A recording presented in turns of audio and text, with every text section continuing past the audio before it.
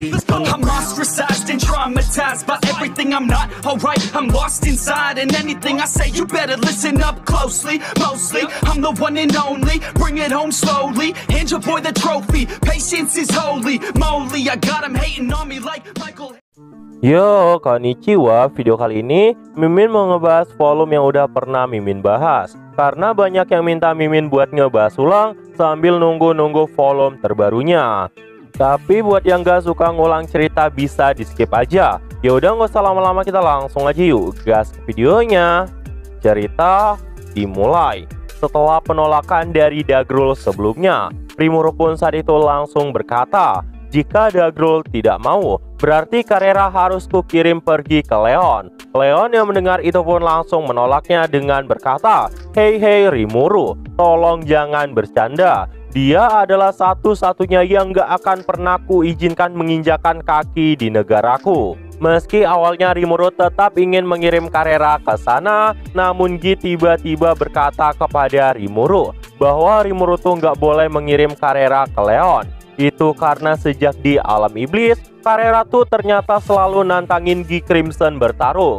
Tapi saat dirinya tahu akan kalah, Carrera selalu kabur tanpa rasa bersalah gitu aja. Dan jika Carrera beneran dikirim ke wilayah Leon, dia tuh bisa menguras banyak energi milik Gi. Apalagi dengan sifat yang seperti itu, gak mungkin Gi dan Carrera tidak pernah bertarung nantinya jika mereka disatukan dalam satu lokasi. Tapi Gi saat itu juga berkata, kalau emang Carrera tuh beneran bisa nurut sama perintah Rimuru, maka nggak masalah.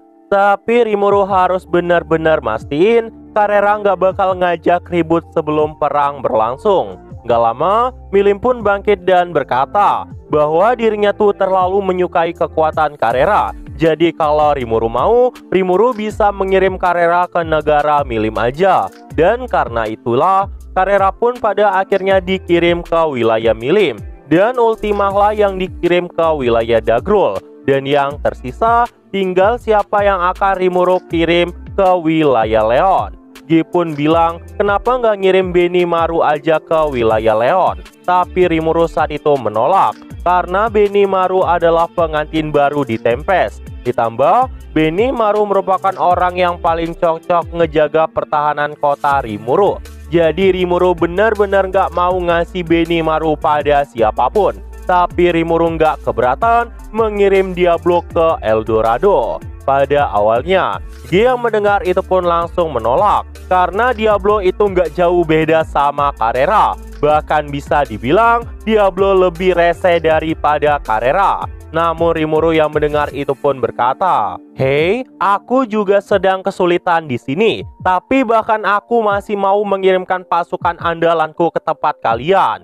Dia mendengar itu pun mau tidak mau harus menerimanya karena nggak ada pilihan lain. Dan karena itu, Gi pun langsung setuju. Dia pun berkata kepada Rimuru, Ci, kau semakin lama semakin menyebalkan Rimuru. Tapi baiklah, aku akan menerimanya kali ini. Dan saat itu, Gi berniat langsung pergi ke wilayah Leon. Namun tiba-tiba terdengarlah sebuah suara. Suara itu berasal dari Carrion yang meminta diberikan penjelasan lebih banyak tentang peristiwa kali ini. Bahkan Carrion pun saat itu berkata kepada Raja Iblis Octagram, dirinya kini punya kekuatan yang sangat besar dan ingin mencoba melawan True Dragon Velzar tanpa merasa kalah sedikit pun.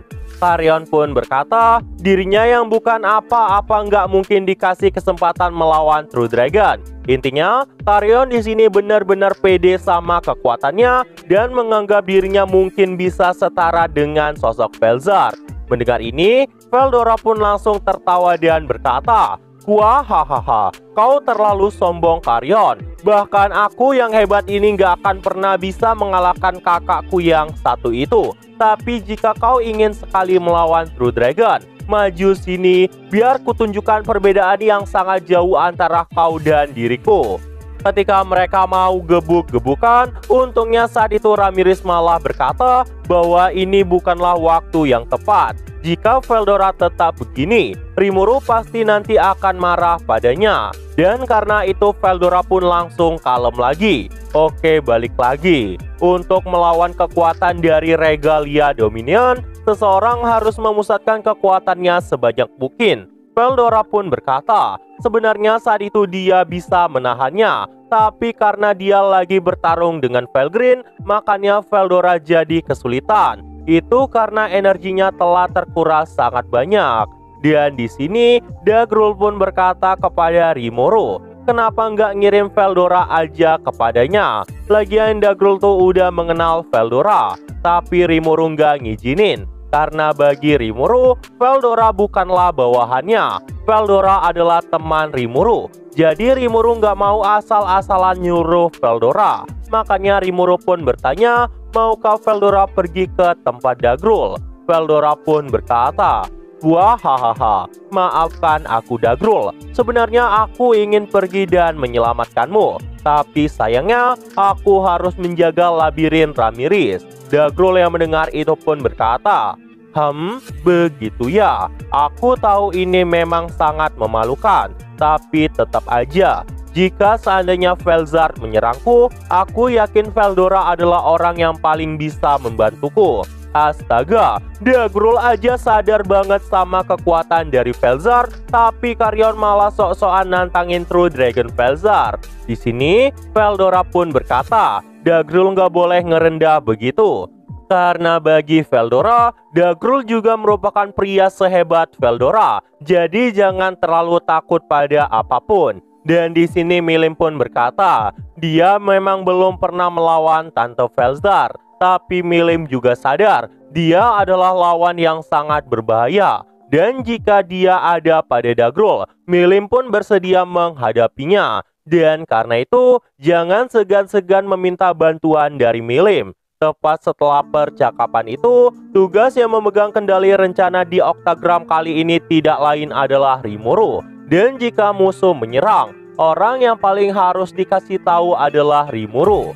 Oh iya, dari pihak Ruminas, kita pun diperlihatkan Louis yang merupakan pelayan dari Ruminas. Dia benar-benar gak nyangka kalau musuh beneran mau bangkitin Dewa Dunia Feldanava. Itu karena gak mungkin bisa. Karena pada dasarnya, True Dragon pasti akan kembali dengan sendirinya. Ruminas pun jelasin kepadanya, itu memang benar. Tapi, Mikael hanyalah ego yang muncul dari skill. Dan karena dia adalah keberadaan yang mustahil di dunia ini, makanya dia pun merasa bisa menempuh jalan yang mustahil untuk membangkitkan dewanya.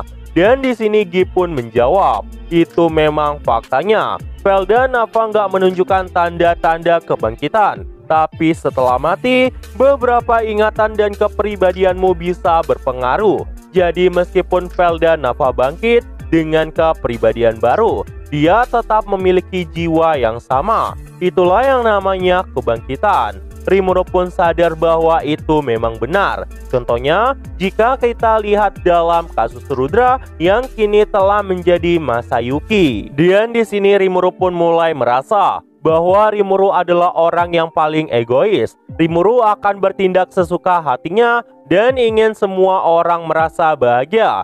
Karena kebahagiaan bagi Rimuru berarti kedamaian dunia. Di sini, Gi pun mulai menyampaikan kepada Rimuru bahwa dirinya tuh cuma mau tahu kenapa Mikael bisa berpikir untuk membangkitkan Dewa Feldanava. Dan ternyata jawabannya adalah Dragon Factor. Menurut Diablo, mereka pasti berpikir dengan mengambil Dragon Factor dari ketiga True Dragon, Lord Feldanava bisa dibangkitkan kembali. Tapi bagi Mamang Diablo, itu hanyalah sebuah kebodohan. Dan di sini, Ciel yang mendengar itu pun berkata kepada Rimuru, jika tentang Dragon Factor, saat ini Master Rimuru juga udah memilikinya. Itu karena Rimuru saat ini juga merupakan True Dragon. Mamang Diablo pun saat itu terus jelasin kepada semuanya. Sekalipun mereka berhasil mengumpulkan Dragon Factor dari ketiga True Dragon, itu tetap nggak ada gunanya. Soalnya, faktor terpenting dari Feldanava udah nggak ada. Itu adalah jiwanya. Maksudnya, jika seandainya jiwa seseorang berbeda, sekalipun orang itu punya kekuatan Feldanava, itu bukanlah Feldanava yang asli. Mendengar ini, Gi pun membenarkannya. karena Gi juga benar-benar mengerti konsep seperti ini. Di sini, Rimuru pun merasa Velda Nava pasti bentuk kehidupan spiritual yang paling sempurna. Jadi nggak mungkin jiwanya kesebar seperti Rudra. Nggak lama Ciel pun berkata, Velda Nava sebenarnya bukan nggak bisa bangkit, tapi dia nggak punya alasan untuk kembali. Karena Velda Nava adalah sosok yang mampu meregenerasi tubuhnya. Tapi jika dia nggak melakukan hal itu, berarti dia memang nggak punya niatan untuk kembali. Dan saat ini, Mikael telah mengambil alih Dragon Factor dari Felgreen dan Velzar juga. Jadi sisanya tinggal Veldora. Dia yang mendengar pemberitahuan itu pun merasa gelisah. Dia mulai khawatir sama sosok Velzar. Gi berkata, meski Velzar setara dengannya, tapi dia mampu bertahan dari Mikael. Dia nggak sampai menghilang. Rimuru pun berkata, Velzar mungkin nggak bakalan menghilang, karena dalam kasus Felgreen, 10% kekuatannya cukup untuk Mikael. Gi pun merasa tenang kembali. Oh ya, selain mengumpulkan Dragon Factor, Mikael ternyata juga mau ngumpulin skill murni milik Velda Nava. Gi yang mendengar itu pun tertawa, karena itu artinya mereka mau menciptakan kembali makhluk maha kuasa yang bisa menciptakan semua skill. Itu benar-benar nggak masuk akal. Bahkan Gi aja nggak mampu menciptakan skill seperti itu. Mendengar itu, Rimuru pun jadi bingung mau jelasinnya. Karena pada dasarnya, Rimuru bisa nyiptain semua skill sesuka hatinya. Namun si agar-agar ini malah terus ngerendah. Rimuru pun saat itu langsung ngalihin pembicaraan itu. Dan di akhir pertemuan itu, Gi Crimson pun berkata, "Aku mengandalkanmu, Rimuru." Rimuru yang mendengar itu pun tersenyum. Di sini, Gi menyadari Rimuru adalah orang yang sangat berhati-hati. Jadi kemungkinan Rimuru lah orang yang paling bisa memprediksi pergerakan dari Mikael di sini. Dan itu adalah akhir dari pertemuan Walpurgis. Scene pun kemudian berpindah menampilkan cerita dari Mamang Leon setelah pertemuan Raja Iblis. Sebelum pulang, Leon sempat menghampiri dinasti Sarion dan bertemu dengan Yang Mulia Elmesia. Leon berkata, Gi akan datang ke negaranya. Sebenarnya, di sini Elmesia tuh bingung banget kenapa Leon malah mendatangi tempatnya tanpa janji pertemuan. Makanya dia pun merasa bahwa keadaan darurat pasti telah terjadi. Sebenarnya, Elmesia sama Leon ternyata juga udah mengenal sejak lama. Karena sebelum Leon menjadi Raja Iblis, bahkan sebelum menjadi pahlawan terpilih, Leon selalu mengelilingi dunia dan mencari Chloe. Sampai akhirnya Leon pun bertemu dengan ibu Elmesia yang bernama Sylvia. Sylvia merupakan leluhur para elf yang diciptakan oleh leluhur vampir, Twilight Valentine.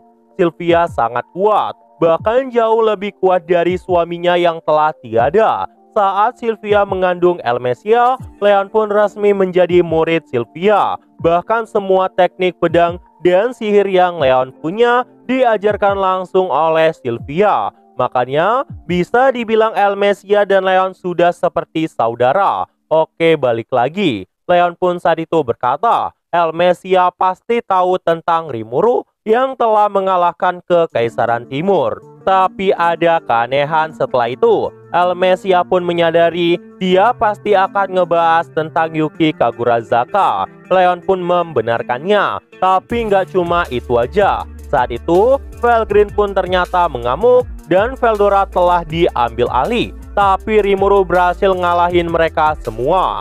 Mendengar itu, Elmesia sangat kaget. Leon pun menjelaskan semuanya secara detail, termasuk tentang dirinya yang diincar. Dan karena itu, Leon pun meminta bantuan kepada Elmesia juga. Elmesia pun merasa yakin bahwa kebenaran dari kata-kata Leon ini adalah kepastian. Tapi Rimuru itu terlalu hebat, bisa ngalahin Felgreen dan Veldora. Dan karena itu, Elmesia pun merasa yakin kemungkinan Rimuru saat ini telah melampaui kekuatan ibunya sendiri. Pantas saja iblis primordial bisa dijinakan dengan sangat mudah. Dan karena itu juga, Elmesia pun tidak bisa menghentikan keterkejutannya. Nah, jadi itu aja untuk pembahasan kali ini. Dan tunggu video-video gua selanjutnya dan see you.